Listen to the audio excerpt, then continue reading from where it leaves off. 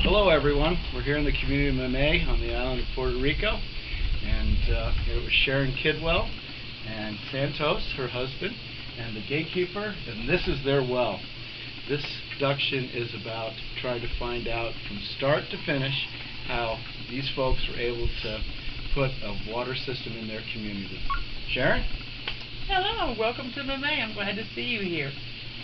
This project was called A Glass of Water. We started about 5.5 years ago, almost 6 now. Our community had an old well and we had superficial water. The water was so bad in Mamey that we had an order of closing by EPA. Our water looked like chocolate soup. And I went to a meeting in what they call in Spanish, the Colegio de Abogados. That is an area where all the lawyers get together. It's like a country club for lawyers. And I was attending a meeting of volunteer workers. And there was this wonderful lady named Lily who said, think of what your community needs. And what my community needs was water.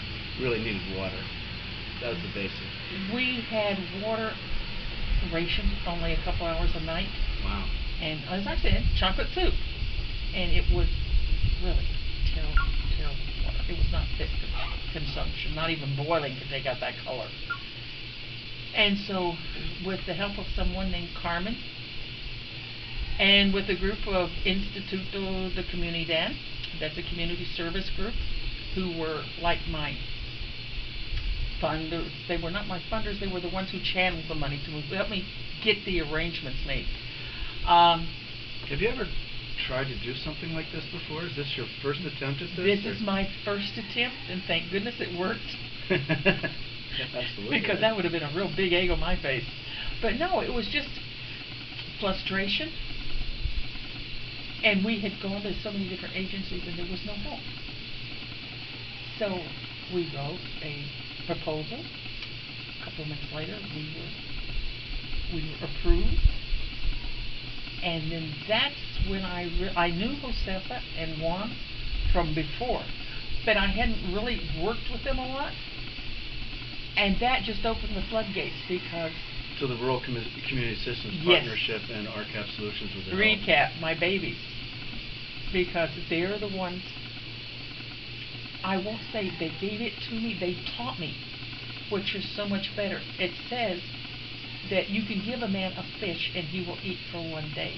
You teach him how to fish, he will eat every day. Josefa and Juan showed me what I had to do. They were my teachers, they were my mentors. And they took me through the whole process. Doña Josefa would look at me and she would, this is your homework and this is what you got to do and this is when you got to do that and it's got to be ready this. And she was like a, pardon me? Like a hamster on steroids. She was running around here looking for sites for the well and everything else. And she was here and there in those little booths that were everywhere. Sounds like a true tap. Yes. And she found recourses for us. She found people that could help us. And she taught us what to do. She told me, I will show you, but you have got to walk the mile. And that's what happened. They have been my mentors, my babysitters, my friends. They have taken us every step from before construction all the way up to the termination. And now this well has produced over 30 million gallons of water. And I can still call Juan at 9 o'clock at night and say, what do you think I should do with this? And he'll always answer the phone. And Josefa, how can I explain Josefa? If there was no Josefa, there would be no Mamey. And right now, every time I have won a great deal of awards for the water and the quality of our system and of our directive. But if it hadn't been for her, we wouldn't exist. I know you are a very dedicated community, and I think that also really plays into this, because without your commitment and Santos and being able to actually watch the water system, do some of the testing, make some of these repairs. It's really a true self-help type of a project, so it sounds to me like it's a real team effort as well. It's not just you build a system, it's actually the operation, the maintenance, and it's a daily responsibility and activity. And I'm sure the community really, really appreciates being able to have potable water, whereas before you were saying it was like chocolate soup. But it really and truly, it has to. It's a day, it's every day. It's no Saturdays off or no Sundays off. Christmas, forget it. Mother's Day, well, I've never seen a Mother's Day come yet that didn't have a tube that broke. But it's something you have to do. If you can't do it halfway. I have produced in this community. I have 2 licensed operators. I have an electrician. I have a lawyer. I have Danya Rosa, who is my guard of the gate. I have Don Jose, who writes down every morning. He turns on the well. I have Danya Maria, who takes the Clorox levels every day. I have the comadres, who in each section of my community, there's a section called Vietnam, the Cuchillos, the Alturas. When we have a problem with one of our systems, we call the godmothers, the comadres.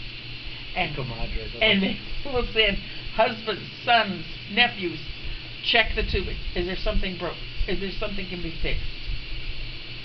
And Santos, thank God, he's our techie. He does everything. If it wasn't for him, I don't know what we would do, because I get big ideas, but he's the one who makes them reality. The go-to man. He is the man. Now, it seems like you've come from a place where capacity and trying to figure out how to do a project like this. This is a major project. You now have the capacity. You're now running. What are some of your needs? What are the next needs that you really need to start taking a look at accomplishing? I need alternative energy. Right now, to run this one well, I spend over $14,000 a year. That's a lot of money. But you look at what I charge. I charge a basic fee of $10 a month. That is 15 meters. A meter is 264 gallons. So all your households are metered? Yes. Thanks to Josefa. She helped me get it started. Every house has a meter. For the basic charge is $10 for 15 meters. Each meter is 264 gallons. Every meter, or every additional 264 gallons, we charge $1.32. I always want to make it 4. I'm more expensive. $1.32 for each additional one. That money is what pays for our chemical, all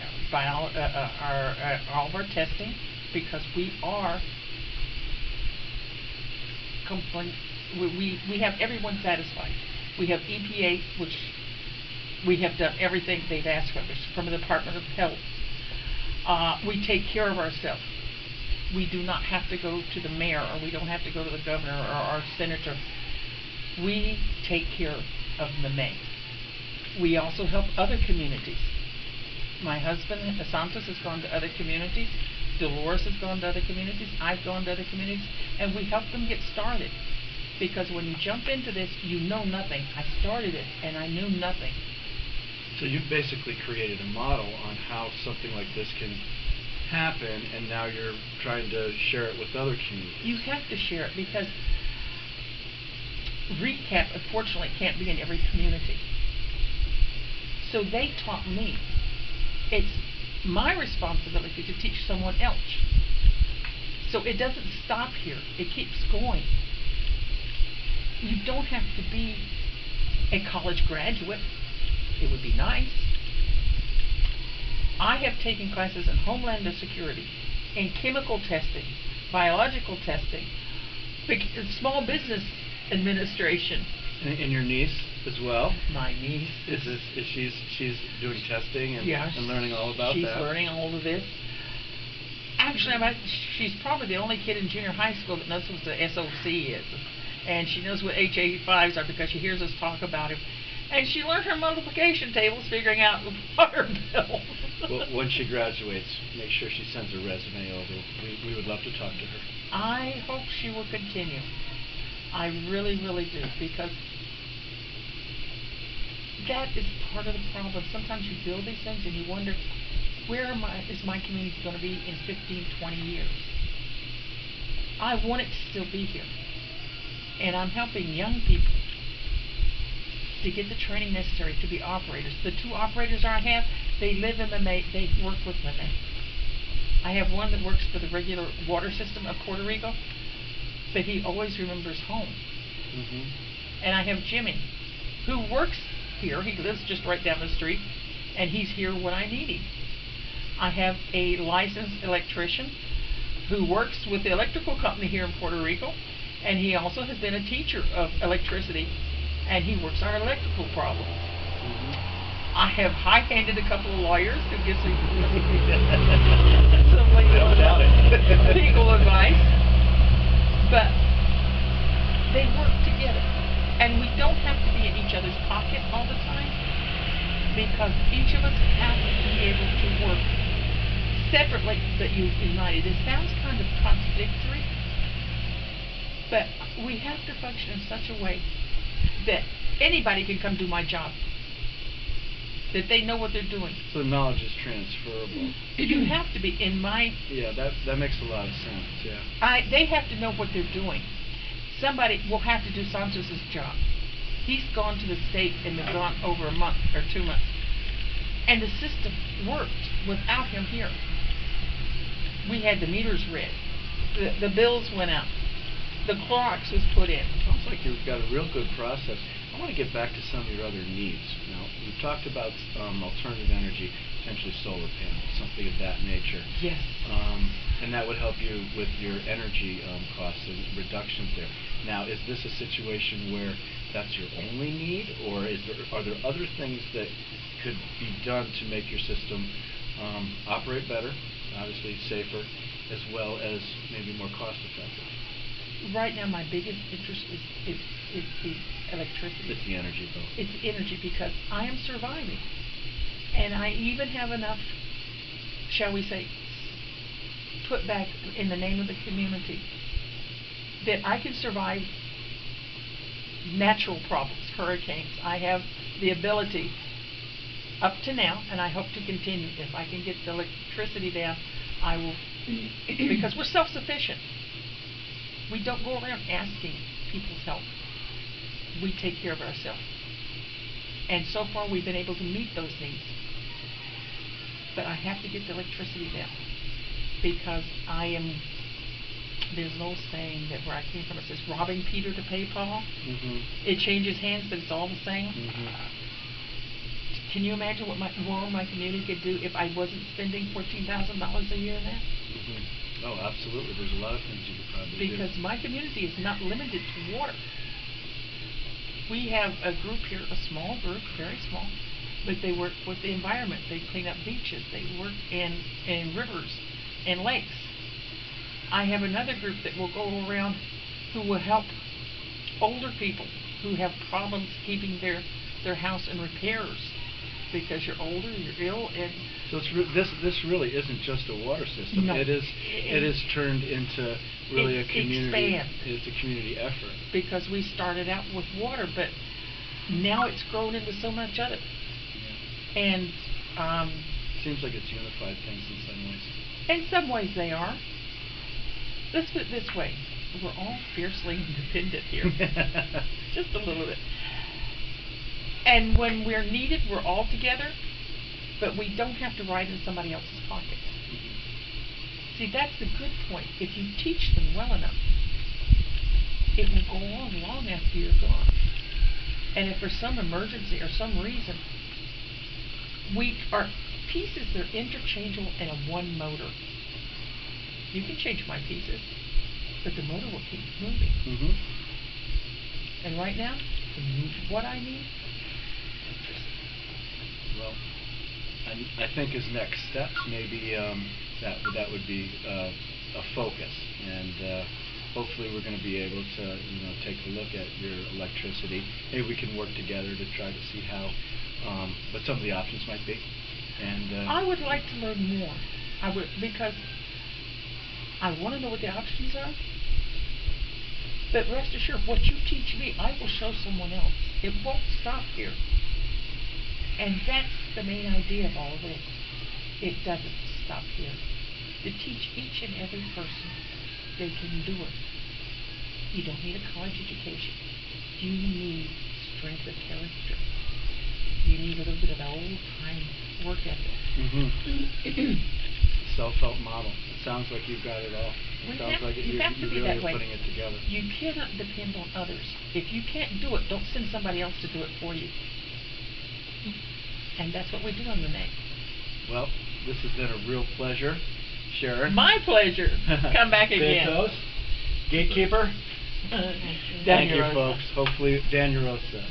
Thank you, folks, and stay tuned for our next edition when we start working on the alternative energy and hopefully helping them with their electrical costs and reducing them. Thank you.